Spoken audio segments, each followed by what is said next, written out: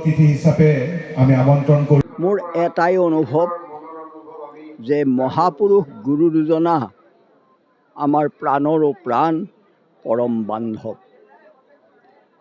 তেৰাৰ অনুগত হিচাপে তাৰাই দি থৈ যোৱা বাৰেবৰণীয়া সমাজখনৰ লগত নিজক জড়িত কৰি ৰখাৰ বাবেই আমালৈ আগবঢ়াইছে এই মাধৱদেৱ বঁটা।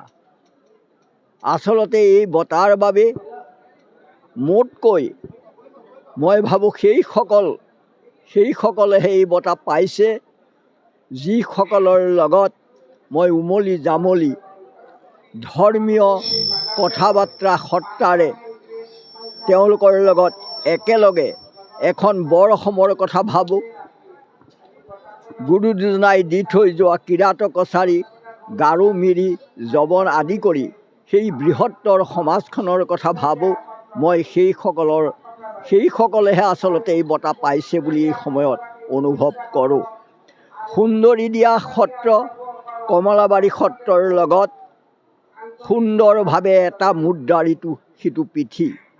আজি মহাপুৰুষ শ্ৰী শ্ৰী মাধৱদেৱৰ আৱিৰ্ভাৱ মহোৎসৱৰ লগত সংগতি ৰাখি মোক বঁটা প্ৰদান কৰিছে আৰু বঁটাটো পাই মোৰ বিৰাট ভাল লাগিছে। কিন্তু মই আয়ুসা নিৰ্ধাৰণ নহওঁ, কিন্তু তেওঁ বহুত প্ৰতিব্ৰতা আছিল আৰু মহাপুৰুষৰ ভাৰ্যা আছিল আৰু তেওঁৰ মই এই বঁটাটো মই সোণেৰীয়া সত্ৰ নিৰ্মালী বুলি মই গ্ৰহণ কৰিছোঁ।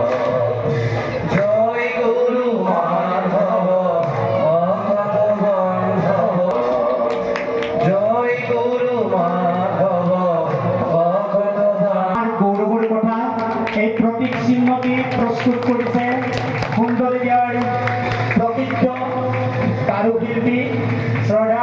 জয় মহাপুৰুষ মাধৱদেৱৰ, জয় মহাপুৰুষ মাধৱদেৱৰ।